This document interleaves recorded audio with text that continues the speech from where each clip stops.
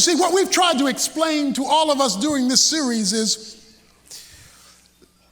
that on your way to your destiny, there will be detours.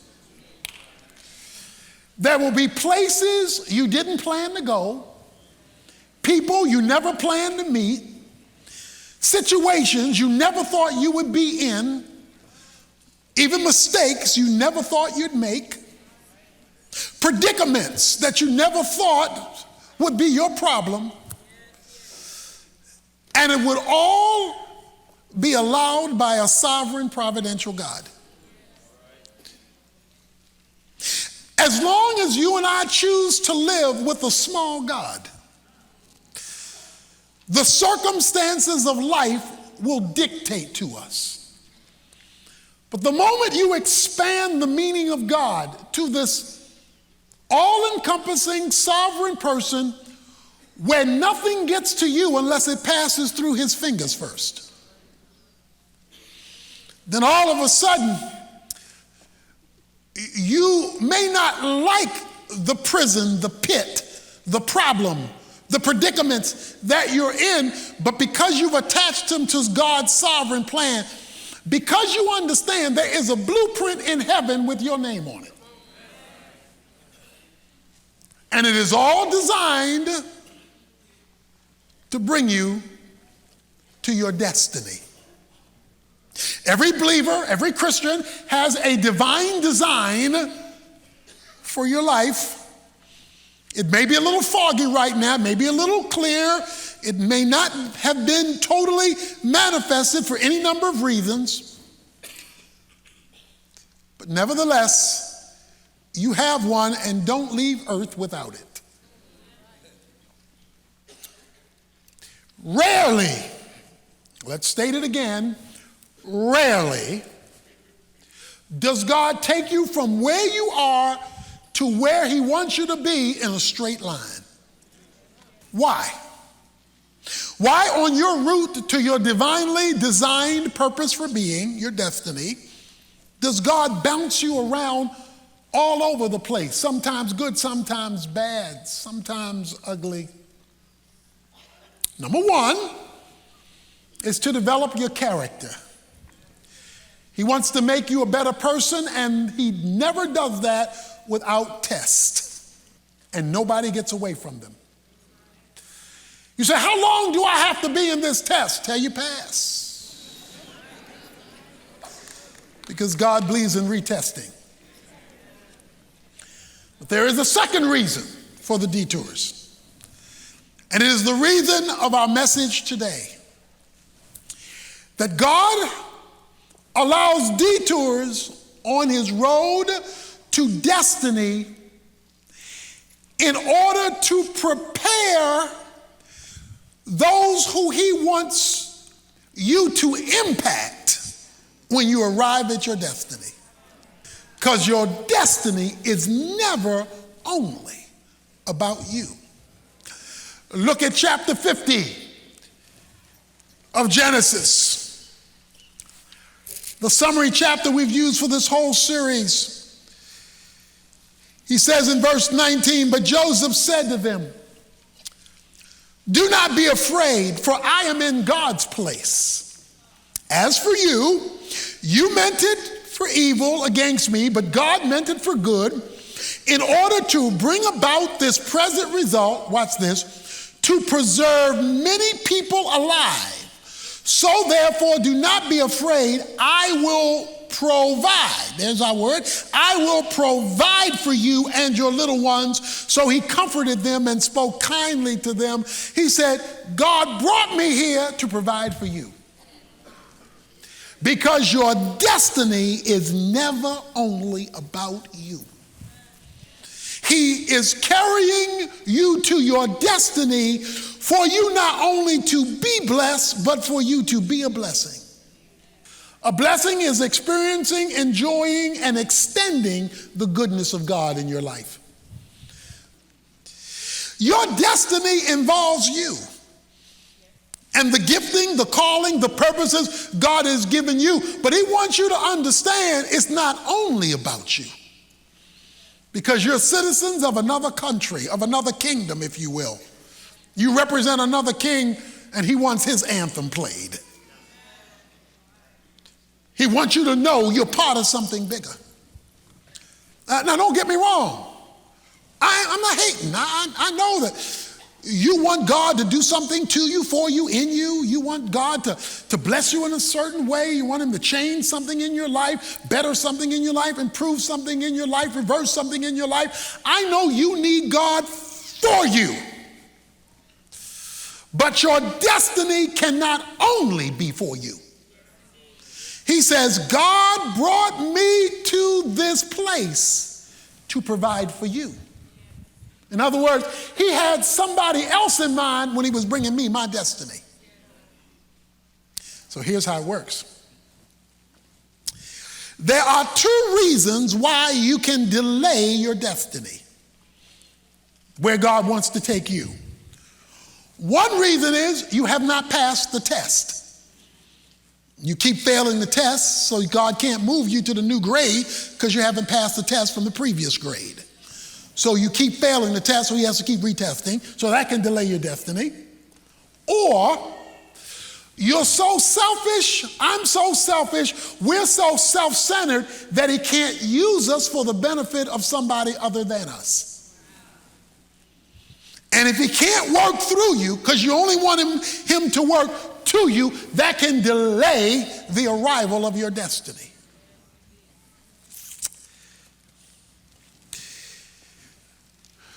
James chapter 1 says, true religion manifests itself in ministry to others. Now,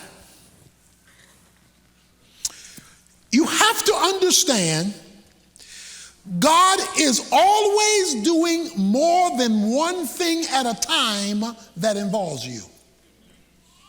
It involves you, but because it's not only about you, he's manipulating different things in different places at different times until it's time for the hookup. He's doing something over here that you don't know anything about. All you know is what you're dealing with right now. Turn to chapter 41. Let's back up and come forward again. In chapter 41, let's back up to chapter 40, verse 23. Remember, in the Bible, there were no chapters written. We added chapters in order to be able to find things quickly. So you can kind of just read straight through, particularly the stories in the Bible. The verse 23 of chapter 40 says, yet the chief cupbearer did not remember Joseph, but forgot him. Here Joseph is in prison. He interprets the cupbearer's dream. He tells the cupbearer, remember me to Pharaoh, and the cupbearer forgets him. Have you ever been in a situation where it looked like God was answering your prayer and the reverse happened?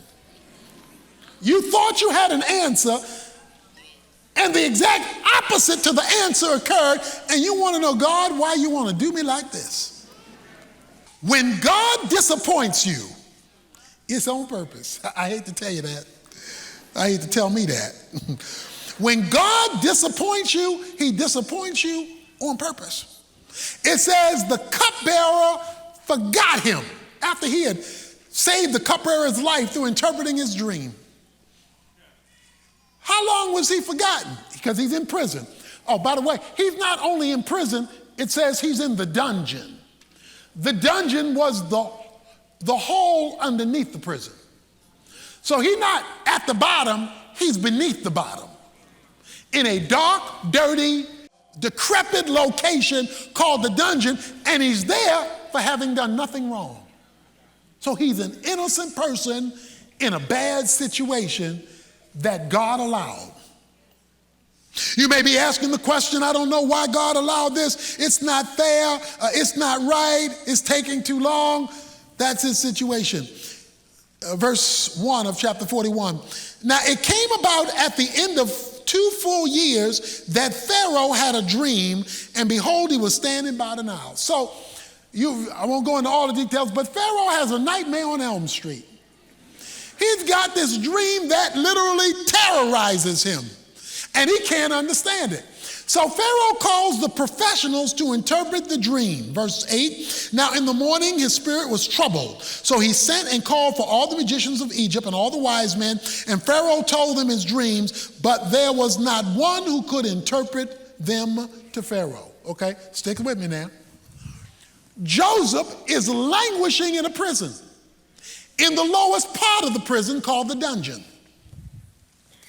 Pharaoh, who doesn't even know who Joseph is, has a dream that keeps him up all night and troubles him, and he calls the paid professionals to help him figure out his nightmare. The paid professionals can't figure out his nightmare.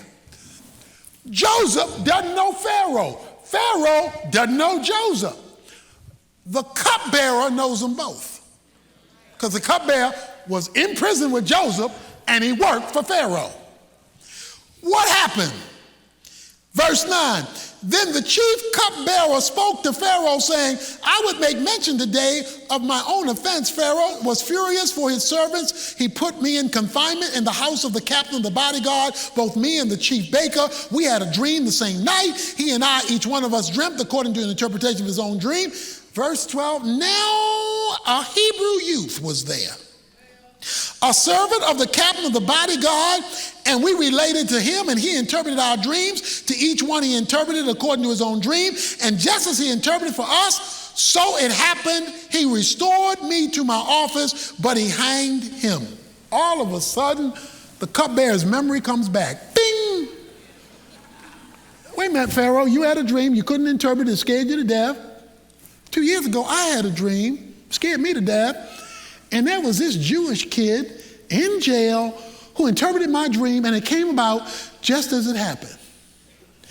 When does the cupbearer remember Joseph? Because remember, we read he forgot him. He remembered it when it was God's time for a hookup to occur. God created a nightmare over here while Joseph is in prison over there, and he doesn't allow the negative event of Joseph to change until the nightmare occurs over here, and he brings to remember. See, God knows how to bring stuff back up in people's mind. He brings it back to the cupbearer's mind about Joseph. And watch this, because I want to make a big point. It says, verse 14, then Pharaoh sent and called for Joseph, and they hurriedly brought him out of the dungeon where he had shaved himself, changed his clothes, and came to Pharaoh. Now here's what I want you to note. Don't want you to miss this. Joseph had absolutely no idea about the dream, had never met Pharaoh. He doesn't know what's going on. He's in a hole all by himself. But in less than 24 hours, his world changes. In 24 hours, he's released from prison. In 24 hours, he's given a shave. In 24 hours, he gets his clothes changed. He gets brand new clothes. Let me show you what else happened in 24 hours. Because I'm going somewhere with this. Chapter 41, after he interprets the king's dream, verse 41 of chapter 41, Pharaoh said to Joseph, see, I have set you over all the land of Egypt. Then Pharaoh took off his signet ring from his hand and put it on Joseph's hand and clothed him in garments of fine linen and put the gold necklace around his neck. It says, and then he rode him on the second chariot, verse 43, and they proclaimed before him, bow the knee, and he set him over all the land of Egypt. All this happened in 24 hours. Okay, let's review, because I see some of you saying, where are you going with this? Where are you going with this? I'm going somewhere. He's in jail. He's forgotten in jail. He's in the lowest part of the jail. He's at the bottom. He doesn't know Pharaoh. He doesn't know about the dream. He doesn't know about anything. And all he knows is that the cupbearer who I helped forgot me. All of a sudden, somebody comes opening the cell door, says, here's a Gillette razor, shave. Here's some nice clothes, change, take a bath. You going before him because we need your gifting. We need what God has given you because the professionals can't do it. So he took his gift that he only got to use in jail. He took the gift that he used in jail, and now he's using it at the White House. He interprets Pharaoh's dream, and what does Pharaoh do? Give him a signet ring, puts a gold chain around his neck, gives him his own wardrobe, gives him his own limousine service, a chariot, makes him second in command, and now everybody in Egypt is bowing their knee to Joseph. This is in 24 hours. Now, why am I telling you that? I'm telling you to let you know that when God is ready to move, it don't take long. When he's ready to change your situation, he can do it suddenly, immediately, out of nowhere. Where that come from? Wow, bam, boom. That God could come. So don't get upset that you don't see anything because you're in a dark dungeon. Because God is doing something over here that you don't know the first thing about until it's time for God to create a hookup. Now, because see, that's not the point of the sermon. But see, y'all like that part of the sermon. Because see, Joseph got bling now. Joseph is the man now. Joseph is living large now. Joseph has been blessed with stuff, having used his gifting, and now he is out of the pit and in the palace. The problem today is most people are satisfied with that definition of blessing. I got more stuff, better job, more money, better car, nicer clothes, nicer house. Remember, your blessing includes you, but it's not only about you. Look at chapter 45. The story continues. He's now with his brothers. He's forgiven his brothers. And remember that forgiveness is easy when you know God is using it. And here's what he says to his brothers who've been now faced with Joseph, who's now over them. Verse 5 of chapter 45. Now do not be grieved or angry with yourselves because you sold me here, for God sent me before you to preserve your life. Watch this now. You sold, and while you were selling, God was sending. You see that? You were selling me, and God was sending me. You thought you were getting rid of me, and God was preparing to use me. You thought you were messing over me, and all you were doing was blessing me.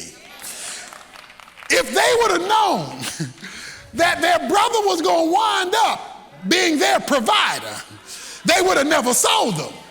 But God let them sell them so that God could send them in order to preserve them. He says God did this to preserve life. Verse 6, for the famine has been in the land these 2 years, and there are still 5 years in which there will neither be plowing or harvesting. Here it is. God sent me before you to preserve you, a remnant in the earth, and to keep you alive by a great deliverance.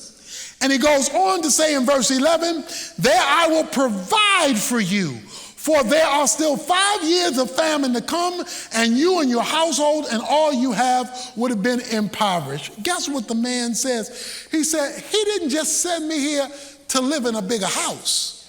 He sent me here to preserve you. He sent me here to benefit somebody other than myself. So here it is. When God blesses you spiritually, that's the most important blessing. When he blesses you materially, when he blesses you circumstantially, when he blesses you influentially, when he changes your status in life and he removes you from that negative situation, keep your eye open for the blessing he wants you to be. Not that's the blessing that you have. Because the shortest way to cut short Your destiny is to only be thinking about you and not the reason that God blessed you, which is always to be a blessing to somebody beyond you. Beyond you. The crisis of Pharaoh, the crisis in the culture. And by the way, Egypt is not a Christian nation. Pharaoh is not a Christian man.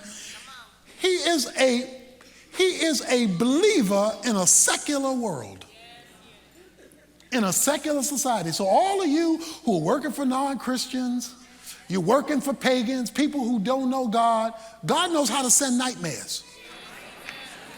God knows how to create opportunities in a secular environment to stand for God. Because you'll find out in the last sermon that was the key to Joseph's life. He didn't apologize for his faith just because he was in a secular environment. See? He didn't hide his Christianity in order to be accepted by Pharaoh. Because we got too many secret agent Christians. And God can't use you if you're going to hide his name, if you're going to hide the association with him. And so now it's opened up. Now this opportunity to be a blessing has been exposed. I began to do some research. And as I looked through the scriptures, it became clear to me that this was indeed the pattern. God would take person on detours, positive and negatives. He would then do something in their life that turned their situation around, and then he would use them to benefit folks outside of themselves. God told Abraham, Genesis chapter 12, he said, Abraham, I want you to leave the land of your parents, and I want you to go to a land that I will show you, but I'm not going to tell you about it in advance. I just want you to walk by faith. He says, I'm going to show you. Now, if you follow Abraham's life, he goes through 25 years of detours. 25 years of good, bad, and ugly. And some of the ugly was real ugly. He goes through 25 years of detour before God and he are ready to come through, before God has set things up where he is grown up enough and responsive enough for God to do what he's going to do. And then God said to Abraham, and when I bless you through you, all the nations of the earth will be blessed. He says, I got a big plan for you, but you're not ready for it yet. It's going to take you 25 years for you to be ready for what I want to do with your life. But when you come around and grow up and begin to respond to me like I want you to respond, I'm going to work through you. And when I do my thing through you, it's going to blow your mind because it's going to touch the whole world. God's got a world for you to touch. You remember Esther? Pretty girl. Shining star, Esther. Her name means star. Esther's a pretty girl, and she's in the king's palace, and she goes from a raggedy little Jewish girl to queen. She's queen there, Queen Esther. Mordecai says, this guy Haman is trying to kill all the Jewish people. You need to go tell your husband, the king, what's going on so we can be delivered. Esther said, wait a minute. You messing with my lifestyle. You messing with my clothes, you messing with my car, you messing with my servants. In fact, you could be messing with my life. So y'all, I got mine, y'all get yours. I can't mess with this. Mordecai says, star. Esther means star. Star, let me explain something. If you don't do this, deliverance will come from another place.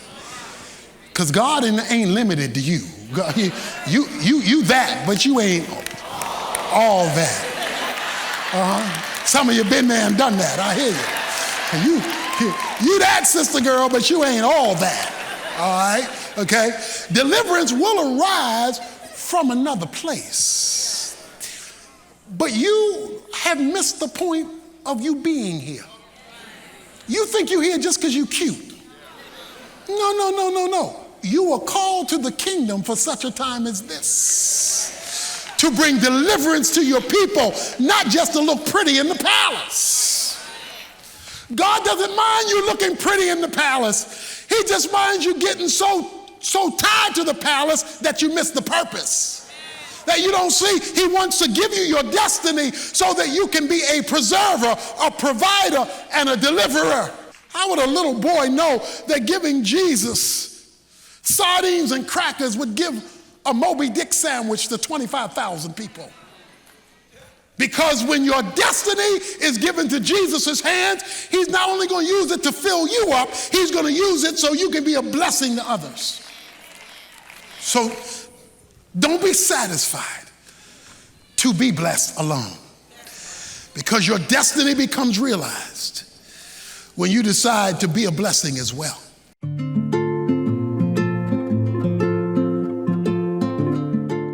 How do you know when you're on a divinely ordained detour? When God has allowed your life to go in directions that you didn't plan on, but he has done so with good reason.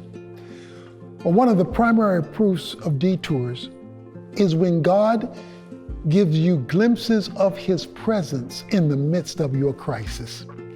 When he shows up in unexpected ways through people, through circumstances, through situations to let you know he's giving you a wink. He's in the vicinity even though he hasn't changed the situation. Look for his presence in spite of the problem, and you will discover he is with you even when things don't seem to make sense.